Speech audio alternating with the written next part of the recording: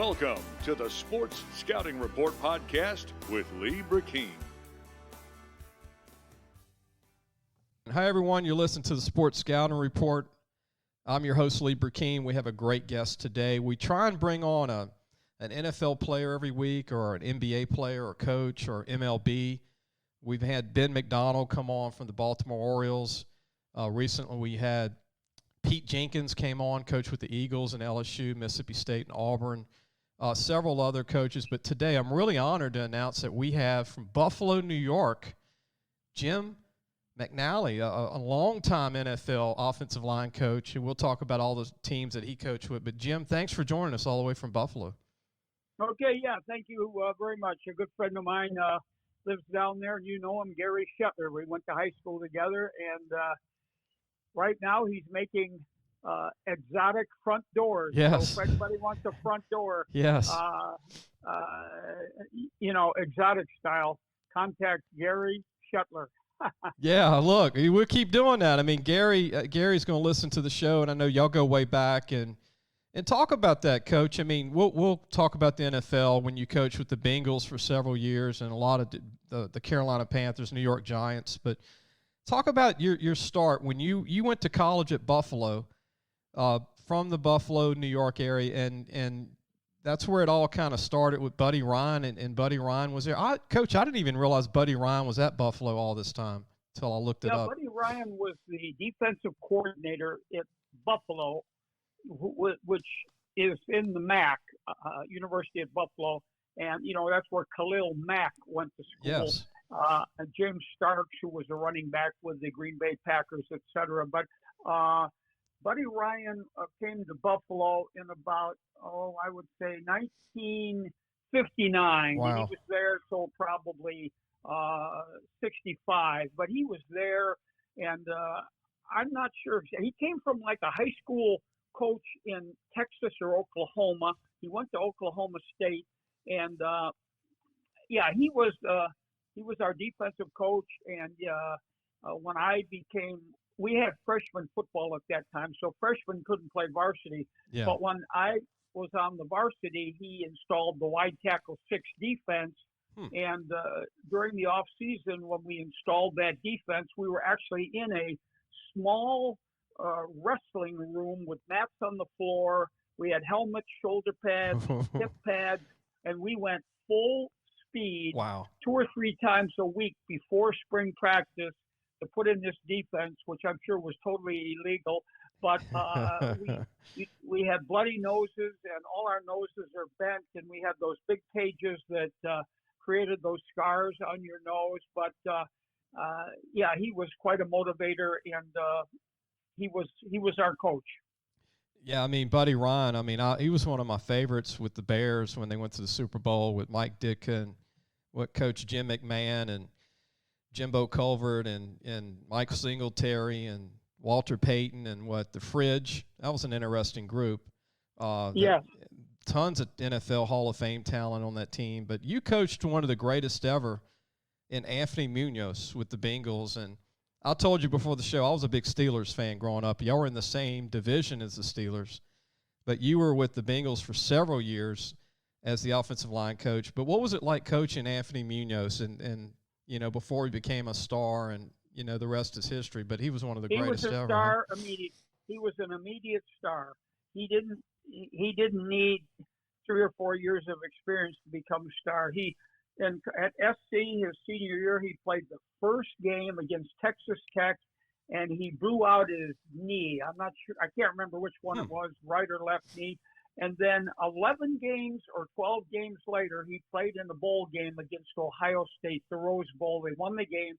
So only played two games that year. But he did rehab his senior year well enough to come back and play the last game. And, as a sophomore and junior, he was touted as one of the top prospects, potentially, a first-round draft choice. Mm-hmm. Probably as soon as he was a freshman. Wow. The scouts, throughout the league, were targeting him. And then his senior year, which was my last year at Wake Forest, which was, I believe, 1979. And we went to a bowl game, actually, against Charlie Mack's last team, Wake Forest. I was at Wake Forest. We won 8 or 9 games. We beat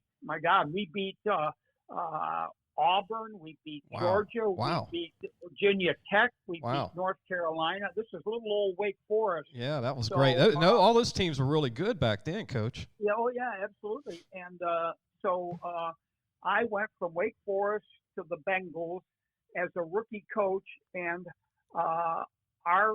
the third pick in the draft in the first round was Muñoz. And this was 1980, so he and I were rookies at the same time in the NFL. And so me as a rookie coach and him as a rookie, we immediately put him at the starting left tackle spot. And 13 years later, I'm still coaching him. So, that's great. So he retired after 13 years. I stayed with the Bengals for 15. Then I went to the Carolina Panthers. So I was with him every minute of his professional playing career, in practice, meetings, game day, etc.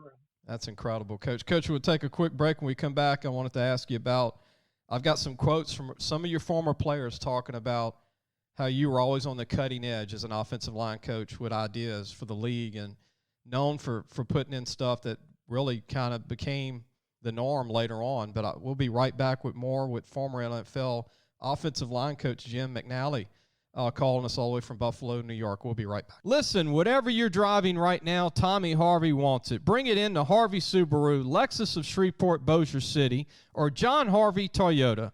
They're paying big bucks for all trades right now. They'll cut you a check right there.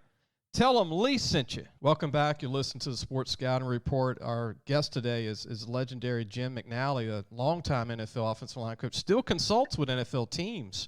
I know that you still consult with Coach Payton with the Saints, and you got friends all over the league, obviously being in the league for most of your career in college football. But I've got a quote here from one of your former players, Coach, from the Bengals, Bruce. I hope I don't butcher the name. Kozerski? Did I say that right? Yeah, Bruce Kozerski, just like it reads. Yeah. He was probably, oh my God, I can't remember whether he was a 8th or a 9th round draft choice from Holy Cross. Wow. And he played tackle there. And when we got him, he played all the positions for us, center, guard, and tackle, but he was from Holy Cross. He's from Pennsylvania, the Wilkes-Barre area. And like I say, he became a star for us. He was quoted as saying about you, Coach, he said you could teach not only the techniques, but also to use you, but also to block the particular player you were going against that week, meaning you prepared your guys against the guy that you were going to play against. And that was not really common back in the day. I thought that was interesting and incredible for you to do that. Back in the day, well, we would talk a lot about the guys that everybody would be playing against. Obviously, we had videotape, so we could see, who was playing the nose guard or the right three technique. And what we did was we'd always take notes on the guy after the game was over, and then the next time we play him, we'd refer to those notes. So, some guys we might have played against 12 or 14 times. So. Yeah. The players knew him better than I did. Yeah, and they said you were also known as one of the first O-line coaches in the league to bring in the zone blocking back in the league in the early 80s, which, I don't think that I was the first guy to ever use zone blocking, but I think Bill Yeoman probably did some of it with the Houston Beer. I mean, because not every play did they block down. Yeah. I mean, I think some plays they may have all blocked out, but what we did that was a little extraordinary is that we ran like a wide zone play where we zone blocked, and but the Cleveland Browns had a lot of success with a running back named Kevin Mack from Clemson. Oh, he was good. And they good. ran more of an inside zone, and he was about 7 yards deep. and our fullback or our running back was up at at fullback depth running this outside type of a play. So all we did after we copied Cleveland inside play was deepen our back, and then we ran the combination of an outside play and an inside play, and we did that from probably 80, 85, 6, 7, 8. We were maybe the top team that combined an inside and an outside play before a guy like Alex Gibbs really modified it and improved it, and then there were other people that would step in, and then eventually the inside type of play was run from the shotgun, the zone read, and all of those things. Yeah. But we did run an inside and an outside play as early as the early 80s. Yeah, and then they had Ernest Biner too, huh, Coach? Who was really good at running back. They had Ernest Biner, yes, but Kevin Mack was their workhorse. He was a big guy, and they just ran an inside play. He was behind the quarterback. They were not in the shotgun, and it was more of an inside play that was more like off tackle. You know how the running back would open, cross over, stay square, and go kind of north. But it wasn't an inside zone like people are running now, up the butt of the center or tighter to the center guard area, because most people are in the gun now or the pistol, and the inside zone that we ran back then was a little wider, and then the outside zone was a little wider. It was one of those ones where the quarterback really had to reach to hand the ball off to the runner. But yes, correct. We did run both type of plays. The head O-line coach that really loves you from the New England Patriots, longtime O-line coach Dante. I can't pronounce his last name, Coach. Dante, is it? Scarnecca. Scarnecca. He gave. Well, it might be Italian-wise, Scarnecchia. There you go. But he said that you were a guy that when you came in the league started doing things a lot different than people were doing them in the past, and he was highly complimentary of you and just really had a lot of great things to say about you. And they won 6 Super Bowls, but there was 2 Super Bowls in 6 years with the Bengals when you coached under Forrest Gregg and Sam White. What was it like coaching for those 2 guys, Coach? Those 2 head coaches. Well, Forrest Gregg, there was a plaque on his wall, and it was quoted by Vince Lombardi. And Vince Lombardi, in quotes, said, "Forrest Gregg is the greatest football player I've ever coached." Wow. Now, that was back in the day when Jimmy Taylor, huh? Yeah, when the players might not be as big or as fast as they are now. But he had Bart Starr and Jim Taylor and Paul Hornung and some of those great defensive players, Willie Davis, Max McGee, and, all those great Packer teams. But at that particular time, he said that Forrest Gregg was the greatest player he had ever coached. Wow. And Forrest was a big guy. He was at least 6'4", and he probably weighed 265. So he was a big guy in the day, and he made Pro Bowls. He's in the Hall of Fame, and he was just a great guy. He never bothered me. When we talk about line play or our game plan for the week, sometimes we'd sit down together and draw up the blocking sheets together, and we had a lot of fun together. And he let me coach with whatever I wanted to coach, and he never, ever, ever one time. Now, if I asked him a recommendation or asked him a question that I wasn't sure of, I would certainly ask his advice and use his experience and the technique that he used to get the job done. Yeah, I'll take a quick break. When we come back, I want to ask Coach McNally about his time at Marshall in the movie that was made, We Are Marshall. They actually had an actor that played your part with Marshall University, the tragic plane crash with the team. And later in the show, get your thoughts on Joe Burrow. What do you think of Joe Burrow from LSU? We got a lot of LSU fans that listen. Absolutely. Joe's, obviously the quarterback for the Bengals, coming off that really horrible injury, but he was cleared the other day to play for the season. But we'll be right back with more of Coach Jim McNally when we come back. Looking for a used car? Harvey Autos has 3 dealerships, which means 3 times the used vehicles. They've got everything from fuel-efficient compacts to luxury models, even hybrids, and certified pre-owned with a warranty. Check out John Harvey Toyota, Harvey Subaru, or Lexus of Shreveport, Bossier City. Welcome back. You listen to the Sports Scouting Report. I'm your host, Lee Brecheen. Our guest is Coach Jim McNally, longtime NFL offensive line coach. Coach, the movie We Are Marshall was one of the greatest sports movies ever made. True story about Marshall University. You were there coaching. Yes. And they actually had an actor. They said Ron Clinton played your part. Yes, Ron Clinton Smith, and he was about 6'6", and I'm 5'9". But he did write me a letter, and he said, "Coach, I hope I did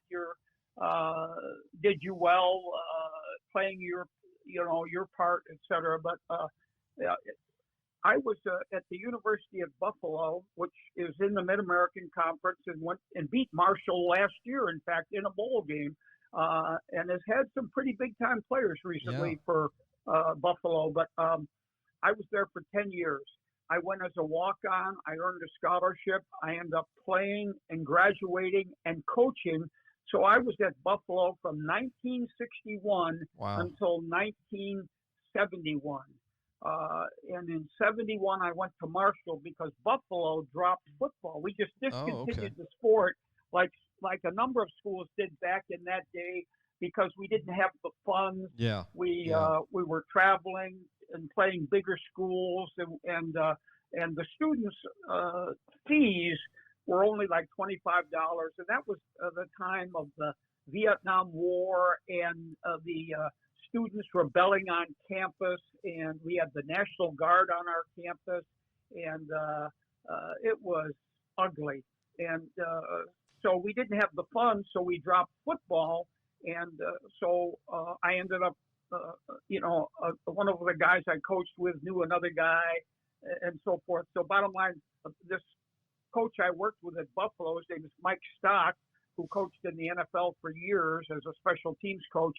He was friends with the new head coach at Marshall, Jack Lengel. And I got an interview at Marshall, got the job, and traveled from Buffalo, New York to Huntington, West Virginia in 1971. And I don't believe I was ever out of Buffalo until I went to Huntington, West Virginia in 1971. Wow. That's amazing. And then in the league several years, and the league has evolved so much, Coach, and you've seen it change from the 70s and 80s. When I was growing up watching the NFL, you were coaching in the NFL, but it was more of a run league. Now it's more of a pass league, and you see guys like Patrick Mahomes in Kansas City, and Aaron Rodgers in Green Bay, and when Peyton Manning was playing for the Colts, and Russell Wilson with Seattle. I mean, what do you think it's like to be an O-line coach for those particular quarterbacks? I mean, do they make your life easier for your pass blocking? Or I mean, he's like Mahomes. I mean, this guy's got such a quick release. Well, it really doesn't matter. The quarterback as much is how good is your O-line. My point is 3 or 4 years ago, I don't remember the timeline, but Tom Brady and Dante Scarnecchia was not the line coach at that time. He had retired. But Tom Brady was getting hit a lot. He was, he was under a lot of duress, I believe, in a playoff game. Russell Wilson right now is under a lot of duress from the rush. So I think that the O-line makes the quarterback better. At least it keeps people off of him for time that he can throw the ball. Now, obviously, it can be vice versa, too, that if you have such an elusive quarterback that's got great accuracy and great quickness, that certainly helps the line. So I think it's one helps the other. I don't know if you say it's 50-50. You got to have a good quarterback. You got to have a good offensive line. You can't have a good quarterback and a bad offensive line, or a bad quarterback and a good offensive line. So it's the zone read that the colleges started, then got into the pros, and then it got more advanced where now they read inside linebackers to throw the ball, give it or throw it instead of just giving it and keeping it. And but I think there was a lot of credit that should be given. And I don't know if he was the first guy, but a guy named Randy Walker, who is deceased, was the head coach at Northwestern. And sometime, I don't know if it was the late 80s or when it was, but they were one of the first teams to run the zone read to where the quarterback could pull it or keep it, et cetera. And then it turned into, not only the shotgun, but the pistol at, Reno and then at Baylor when RG3 would run that stuff. So what I'm seeing is the college game has moved into the pro game as far as more option type football. But as we know, generally, even after the NFL has experimented with it for the last 15 years, every NFL head coach and general manager will tell you that might be just a small part of their offense because they don't want to get the quarterback hurt. But I'll tell you one guy who is very, very difficult to tackle. I'm not so sure he's not the best running quarterback in the league for everything, size, speed, whatever, is this Josh Allen at the Buffalo Bills. Yes. I mean, he's about 6'5", 250 pounds. Yes. And Russell Wilson is terrific, but he's a little bit of a smaller man compared to him.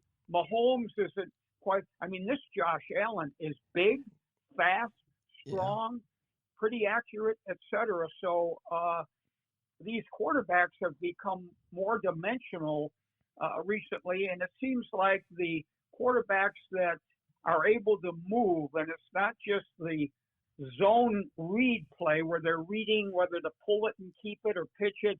It's whether they can scramble and run around like Russell Wilson, like Fran Tarkenton used to, like Joe Montana was able to do some of. But I would say a quarterback with glue shoes, that's a word Forrest Gregg used to use. Oh, man. He's got glue shoes, which means his shoes are glued to the turf. Will not have much success. Coach, Josh Allen was a great find from Wyoming. And, being a small college guy, well, I love that. I love the small college guy that makes it. But now Wyoming's not small. I'm not trying to correct you. I'm just saying is small college would be, Slippery Rock University. Right. Or, Wyoming is small in relation to Notre Dame or Ohio State, but I think that they still played D1. Enough D1 schools that he had enough experience against decent defenses. But yes, you're correct. It's not the same as getting someone out of Alabama or Clemson. Yeah, Coach, what do you think of Andrew Whitworth and his longevity in NFL from the Bengals to the Rams, and this will be 16 years. He looks like he's 25 years old. He's pushing 40, and he's 6'7", 330, and still has great feet. I watched him in high school, Coach, when he was at West Monroe, and he was a basketball player. And I remember scouting him. He was 6'6", about 260, and he outran the point guard down the court. He didn't even get winded, and he had great feet. Then he was a tight end, in high school.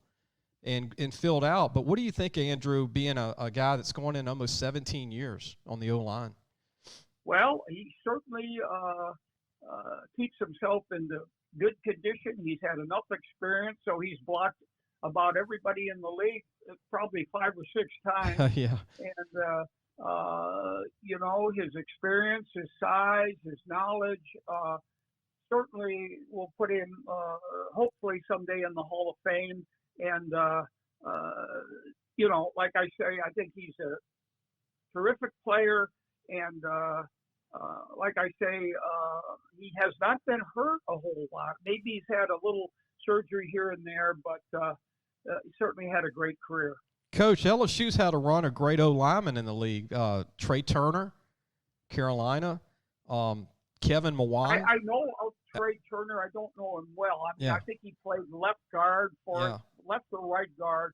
I do remember Eric Andelsek, who was killed mowing his front yard. He was a terrific player for the Detroit Lions. I do know Kevin Muñoz. I know him pretty well, but he was a great player. Alan Faneca. He was coached by Larry Zerline, who's a good friend of mine. So there are a few of the linemen that I am familiar with. They're a little more of the older ones than the newer ones coming out. Yeah. My favorite offensive lineman, Coach, in the history of pro football, and this is a guy that you remember, is Mike Webster, the late Mike Webster. Right. I was a huge fan of Mike Webster with the Steelers. And I'll tell you who probably is as good a player as there is. And I don't think you could say there's anyone that's better as an offensive guard. Perhaps maybe John Hanna would be be better. Yeah, with the Patrons. Alan Faneca. Yeah. Alan Faneca, other than John Hanna, may be the next best offensive guard that's ever played. Wow. That's high regards from you, Coach. That's big. Well, I mean, every time I watched him, he finished his block. He executed his block. He dominated his man. He very rarely got beat. Yeah, and he was with the Patriots when they weren't winning back in the old days, as you know, and he was, former Alabama player, but he was a mean dude. I remember old John Hanna and his brother. He was with the Steelers all those years. Yeah, John Hanna. He may have started with the Patriots, but he spent the majority of his career with the Steelers. Yeah. Number 66, I believe, was his number. And then his last few years, he was with the Jets. Yeah, the Faneca. Yeah, Alan Faneca. Yeah, yes. Alan. But, Coach, before we let you go, what do you think of Joe Burrow? I know you work with the Bengals, and, a lot of Louisiana people hear this show, and, he's coming off that knee injury, and he was the first pick of the draft. But what are your thoughts? I think Joe Burrow is a great quarterback. I mean, I don't know if he's the greatest quarterback ever to play quarterback, but I know that he last year, his senior year coming out in the bowl game, and then the start of his career with the Bengals, starting immediately, he was unbelievable. I mean, his statistics were off the charts. He was everything. In the NFL that he was. What I'm saying is, when he went from LSU to the Bengals, he didn't skip a beat. It was like he was the same guy playing for LSU as he was for the Bengals. They're both Bengals, obviously. Yeah. But I mean, he knew the offense. He knew where the receivers were. It was a tragic thing. The left guard got beat a little bit, but was still blocking his guy, and he ended up pushing him into Joe, who stepped up in the pocket, and it was just, kind of a freak football injury, freak injury. Yeah, well, I mean, it wasn't a freak injury, where his knee, got blown out. It was just that it was the quarterback stepped up, the lineman was trying to finish the block. He didn't get beat cleanly. And, it happened. But I would think that as some of these older quarterbacks, start to retire, whoever they may be, like Drew Brees is retiring, right? And, Tom Brady's not going to play a whole lot longer. Russell Wilson. He will be in the next in the next group of great quarterbacks. Yeah, with Josh Allen and Lamar Jackson and all those guys. Oh, absolutely. And he's pretty mobile too. I mean, he's not a quarterback that you're going to run. Because you don't want him to get hurt, but he can run. He can move. He is elusive. And Josh Allen weighs 250 pounds or so. Joe Burrow is a big man, obviously, but he might weigh 225, 230. I don't know what his weight is. Right. But he is truly a great, great, great quarterback. And they did get his favorite receiver in the first pick of the draft. Yeah, Jamar Chase, who I'm a huge fan of Jamar. they're trying to do everything they can to, keep Joe Burrow familiarized with his tools. Yeah. And, certainly one of them is Chase. And I'm not so sure they didn't pick up another player that played with him that maybe was a tight end. Yeah, Moss, his son. Yeah, I don't know much about him, but yeah. I think he was at another NFL team last year, and how the Bengals acquired him, I can't remember. Yeah. But he was with the Redskins as a free agent. He was hurt that year, Coach. He was hurt all last year. Yeah. So at least Joe Burrow will feel comfortable with having familiarity with some of his players, former players, et cetera. That always helps, Yeah.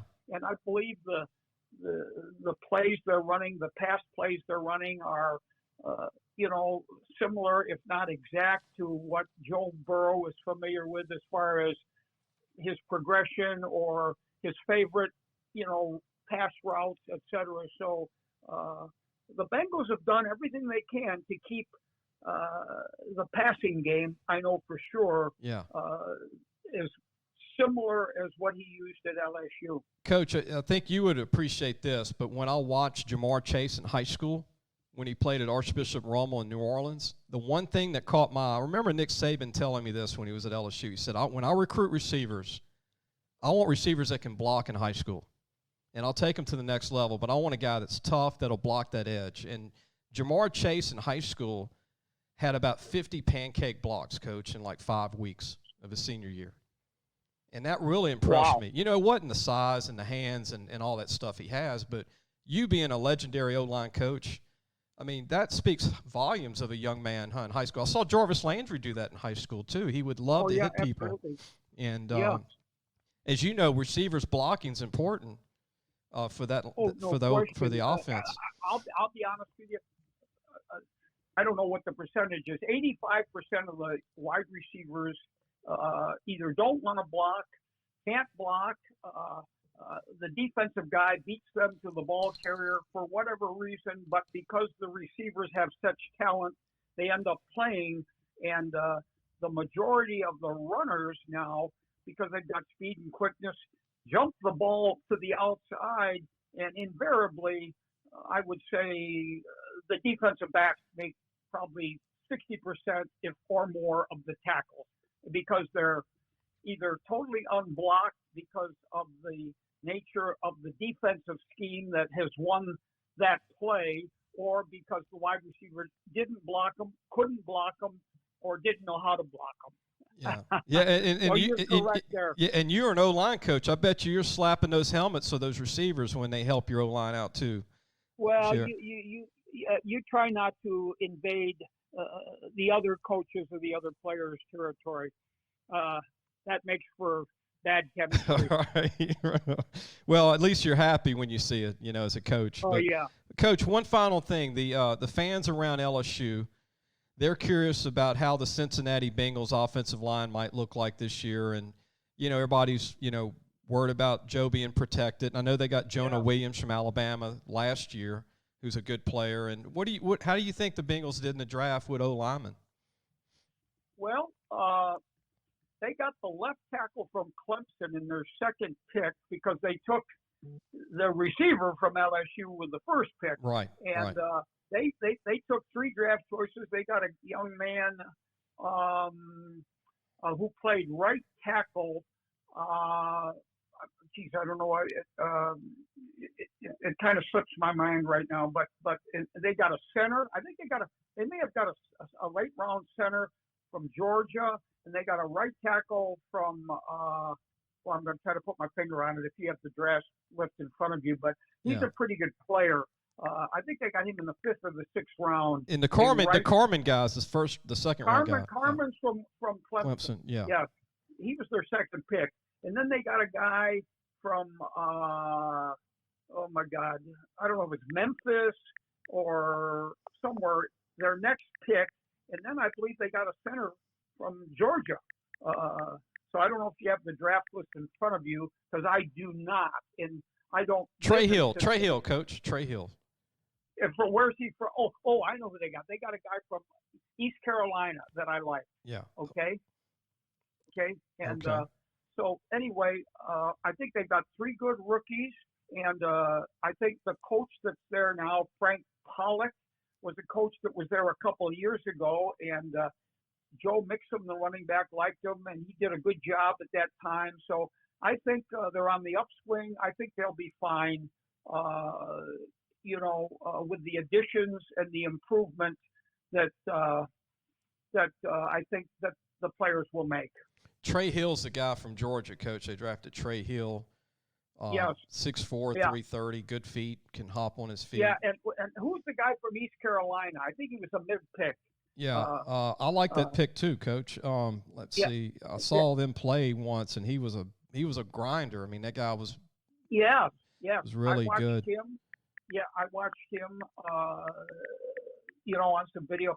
The reason I'm not that familiar with some of the guys is that my assignment this year was to watch the 25 to 30 of the late round draft versus, the free agents, etc. Right. So I was not familiar with the game film of some of the top guys, although I did look at the top tackle, Sewell from Oregon, and then I looked at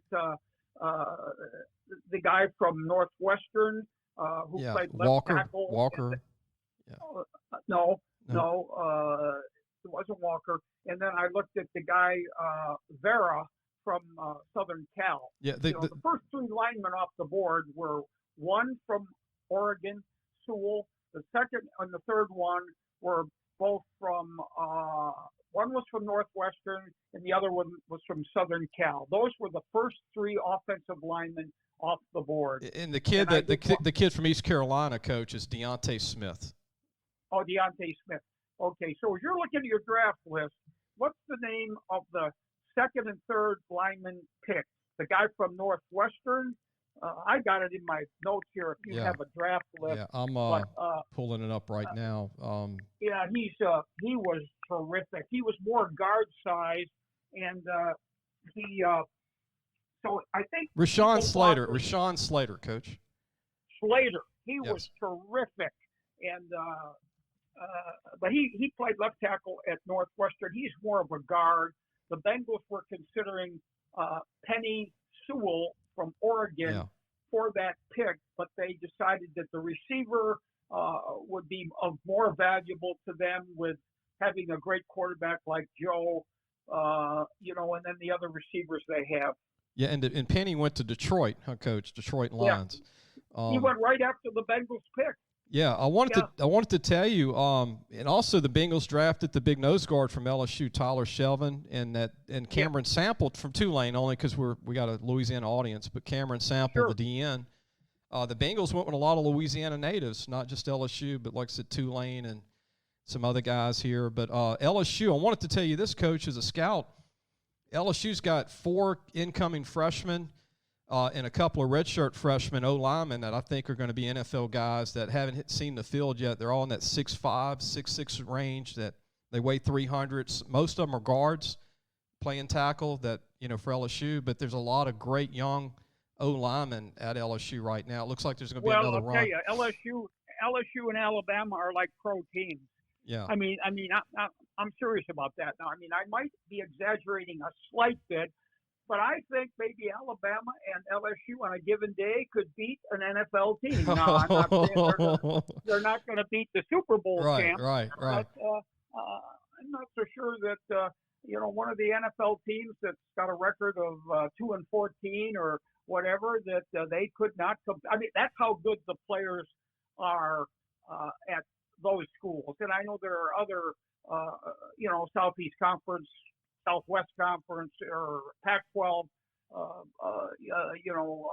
Big 8 or Big 12, big time players at all those schools. Yeah. But particularly the Southeast Conference, particularly Alabama and LSU, they are almost a pro team. I want to mention this, Coach. There's an upcoming senior that could have went pro this year. He probably would have went round 5 or 4 because he missed the year before. Ed Ingram. Remember the name Ed Ingram? He's from DeSoto, Texas. He's a guard, 6'3.5", about 325, runs about a 5'1", but he's mean. Wow. And he's one of them, one of those maulers. You know, the guys that you coach that just straight ahead just takes his guys and just pounds them in the ground. You know, and nothing fancy, but just one of those strong guys, strong arms, great feet, and never loses a battle, and always never takes a play off. So you know, that's great. Yeah. One advice I would have though for those teams in the, you know, those big time teams, particularly the Southeast Conference, which you guys are familiar with, is that the fans, because one, many of them are big donators, and number two, they love the Saturday afternoons and the tailgating and you know, the Saturday night game under the lights in front of 100,000 people. That when your team loses the game, don't go in the tank. Because I know what it's like, because living in Buffalo, when our Buffalo Bills lose a game, the whole city's in the tank. But the point is that those college kids, I'm sure, are trying. The coaches are trying. And a team like LSU and Alabama is used to winning. No, I know LSU were a few years they weren't, you know, perfect. Right. But what I'm saying is, sometimes these fans are so enthusiastic for their team and their college that if the team loses 3 or 4 games or doesn't go to a bowl game, they want to fire the coach. They're depressed. I mean, it affects them personally. And you're right. There's more to life than football. Yeah. I will tell you that. Yeah. And I'm kind of just speaking for, you know, the players and the coaches that work hard, and that the fans ought to just, you know, get a life, go on with it when your team loses, and don't be bitching all the time that something doesn't go exactly perfect. Hallelujah, Coach. I really thank you for saying it and telling it like it is. I agree with you. And you got a pulse on the South over here in Louisiana and Texas and Alabama. And hey, listen, Alabama's been spoiled ever since Bear Bryant's been there, and then they've had a few bad years with different coaches, and then fired the coach, and then get a new coach and fired the coach, and now, of course, Coach Saban, who's been at both schools and won at both places, is a terrific coach. And then you got Coach Ed there, and I think that Joe Burrow's last year was, and again, I haven't followed the entire LSU record over the years, but I think it would almost be like that Joe Burrow's last year may have spoiled the LSU fans thinking we're going to be like that every year. Right, well, you're correct. You're not. Because there's only so many Joe Burrows, right? Coach, I got to mention this to you from your heart. You're a Buffalo guy. The Bills, you know, those 4, oh, goodness, Jim Kelly, you know, those 4 Super Bowls and Thurman Thomas. My friend Eddie Fuller was on the team, you know, as a running back. I'm pulling for Buffalo to win a Super Bowl, Coach. I really am. Well, I think the Buffalo Bills may be the greatest NFL team ever. The only reason I say that, they didn't win a Super Bowl, but they went to 4 in a row. Can you imagine? That's incredible. So if you count season games plus playoffs, which should be almost maybe 18 to 20 games, okay, or around 20 games.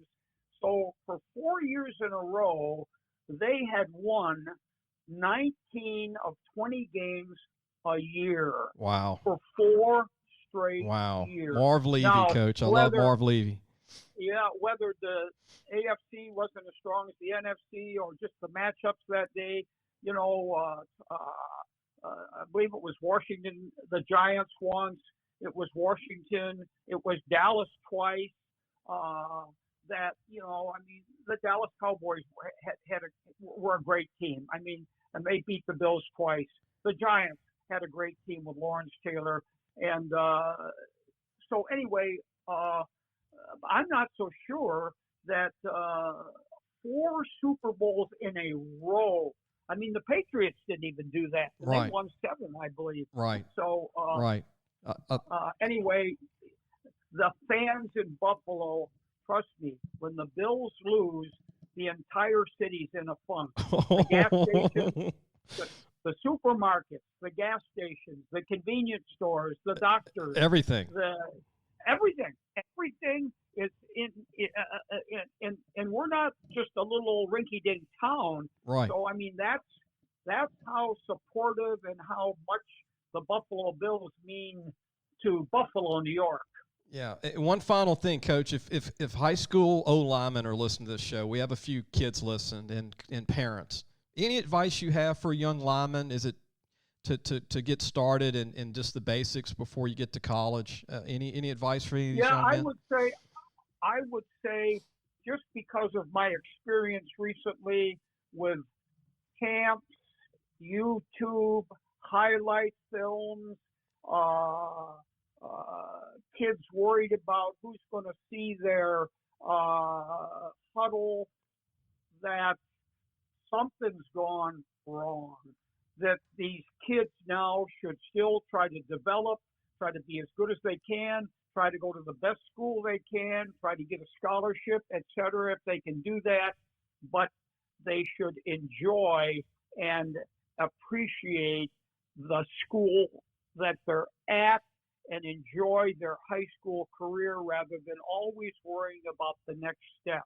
These high school kids now are like professional athletes. They can't wait till their contract's up so they can go to the next place. Right, or they can't wait till they research, or their mom or dad or their coach sends them to the next camp, or they go to the best camp, or they go to where they're going to get the most exposure, or they transfer from one high school to another because they feel that the coach at the next school would be a better coach, or that to me is, I don't like that. Coach, I'm so glad you mentioned that, because I tell parents all the time, and I'm in the recruiting on the high school end, but get better. Like I always tell them, like what you just said, Coach, work on getting better.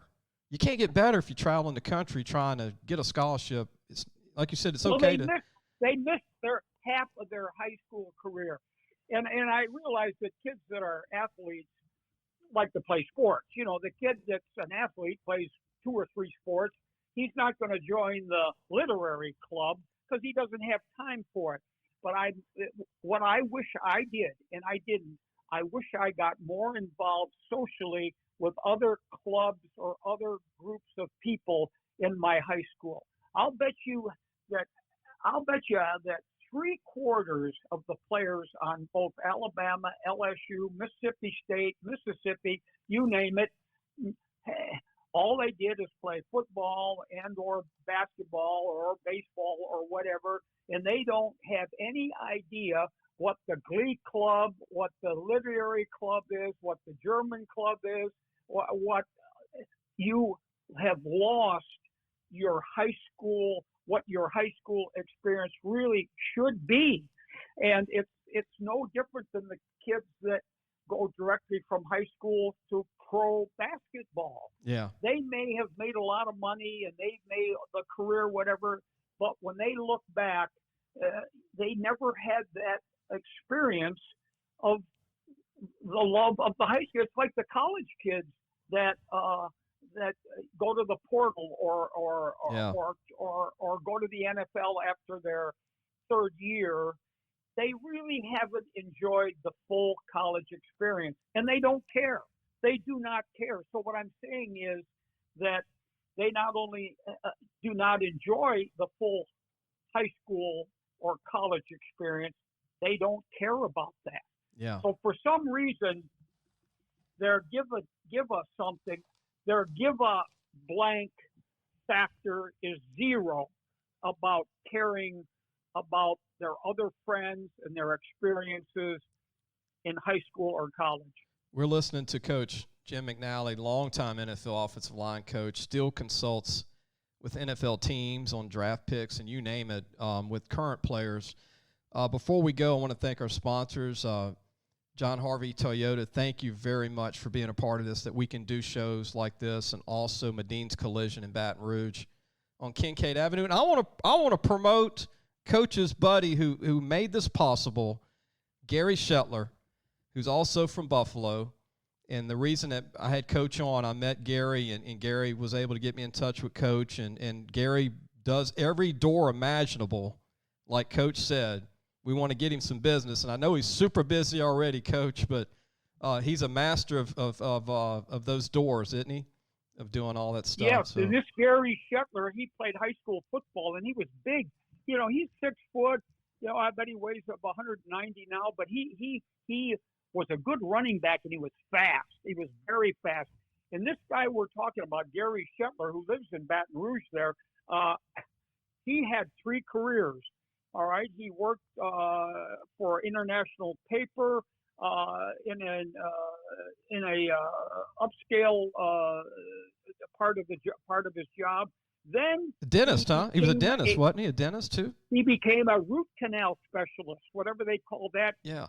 And he retired from that, and then he sold real estate. Wow. And then he does that on the side, and now he makes these exotic maple or whatever kind of wood it's made out of, these front doors that you'd see on these luxury homes with all types of designs and blah blah blah. But that's got nothing to do with our sports show here. But what I'm saying is that he is a great guy. So if you want your front door remodeled or your back door or any door in your house, contact Gary Shetler. In Baton Rouge, Louisiana. And Coach, we were eating crawfish this is like the 3rd time I was eating crawfish. His neighbor, Brecheen, who's a good friend of mine.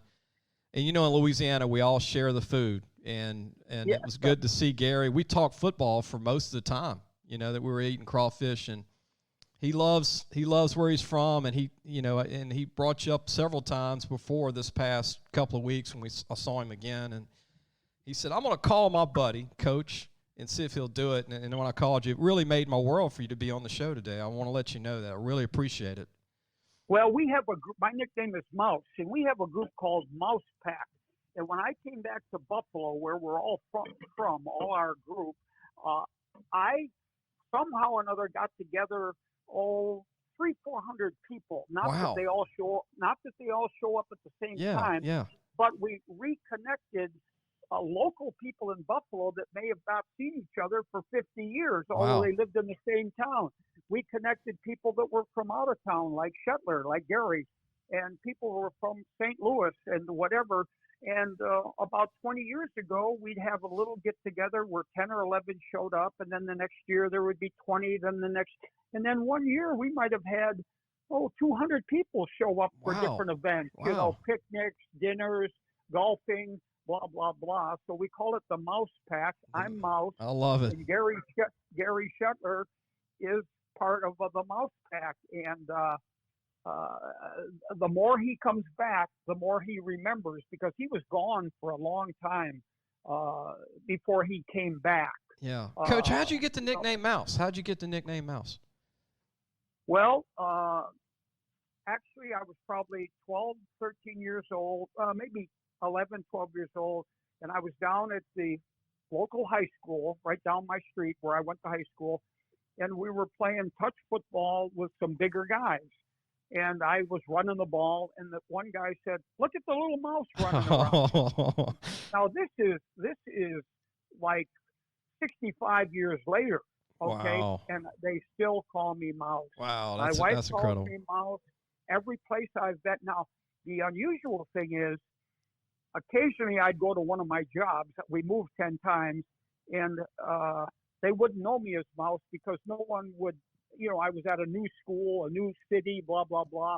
And until they heard my wife say, Mouse, blah, blah, blah, then that would rub off on everybody. But there might have been a job or two where they never called me Mouse because they never heard anyone else call me. But anyway, if they when people Google me, they'll find me better by Googling Coach Mouse McNally than just plain Jim. One final thing, Coach. I know you're friends with Coach Payton for the Saints, and very, very good friends with Coach Payton. What's your thoughts on what he's done with Breeze and now post Breeze? I mean, they do a great job too, drafting no-name linemen too that end up being good players. Absolutely. Sean Payton's one of the smartest. I mean, you talk about the elite coaches in the National Football League. It's him. He was, when we were with the Giants and went to the Super Bowl against Baltimore, by the way, who killed us. We could have gone the same day as the game. I remember that. But anyway, this guy was bright to begin with. He was a quarterback. You know, he had worked at the Eagles. He had worked at a number of different colleges. And I think what rubbed off on him the most was his experience with Bill Parcells at the Cowboys. I think Sean was always an outstanding coach, you know, a good player, you know, a good tough player, even though he was a quarterback. But I think that whatever he learned from Bill Parcells, who has a tough nature or a hard-nosed approach and a no BS approach, I think that rubbed off on Sean a little bit, and then that took him to the next level because Sean tells it like it is. He'll make a decision hard and fast, and there's not a lot of, you know, Mr. Nice Guy, although he's a great guy. Right. But what I'm saying, when it comes to business, it's, hey, let's get this job done. Okay, you know, and he's got that air of him where he can give you that little needle, and you react to that little needle that he's going to give you, or if you don't, you won't be on that team long. Adios, amigo, huh? Yeah. So, well, I mean, I don't know how many people that he's cut because they didn't follow his direction. Right. But I'm just saying he has that air that when he walks in the room lights up, and that when he tells you to do something or he tells a player to do something, they do it. I mean, so he's not a kind of guy that the players, you know, I think he's got a little bit of, like I said, Bill Parcells, Bill Belichick, but I think he's got a great personality too. He's a lot of fun. You know, he'll laugh and this, that, and the other. So he may not be quite as serious as Bill Parcells or Bill Belichick, who are great coaches, but he's got a little bit of that it, you know, IT, quote, he's got it, you know. So I love that. I love blunt, Coach. I know you're blunt too. I love blunt in a good way, which I always say that. My dad used to say that all the time. Yeah. And just tell it like it is. I mean, tell it like it is. And he's very loyal to me. Why, I don't know. I mean, don't get me wrong. Right. We worked together at the Giants, but all the great years he's had with the Saints, going to the Super Bowl, I mean, he's a very popular guy. He knows country stars, movie stars, the politicians, but he always has time for me, and he'll always remember, you know, something my wife did or something, some crazy thing that I asked him. And so, like I say, I'm very appreciative that he still has me in his memory at times. Yeah, that speaks volumes of him. You know, it speaks volumes that he keeps his friends. You know, yes, very loyal. And look, when you're in Louisiana again, and you go to the Saints or you meet with him, and you get with with Gary Shetler, let me know. I'd love to meet you, and we could talk. Well, like I said, we took a trip to Baton Rouge about 4 years ago. And Gary entertained us. We stayed at a bed and breakfast. Okay. He took us downtown. He showed us the museum. You know, the military museum. Yeah. It was unbelievable. And then we went to New Orleans, and we went to some of those fancy restaurants on the water. And but I don't remember if the museum was in Baton Rouge or was in New Orleans. But I think it was in New Orleans. You know, the military. Yeah. That's the World War II museum in New Orleans. The World War II. That was just unbelievable. But we also went to the museum in Baton Rouge. Yes. You know, they have a museum there downtown. And we went to all the good restaurants, and it was great. So and you ate well, right? Y'all ate pretty good. Oh, Jesus! That's all we did is eat. So, so thank you very much for having me, and good luck to you. And don't hang up just yet, Coach. And I'm going to end the show. Everybody go to our website, lafootballmagazine.com. We write about different high school kids every day, Coach. Jace Lejeune and some of our interns. We write about guys that I saw play. And for this coming 222 class, we'll see you soon.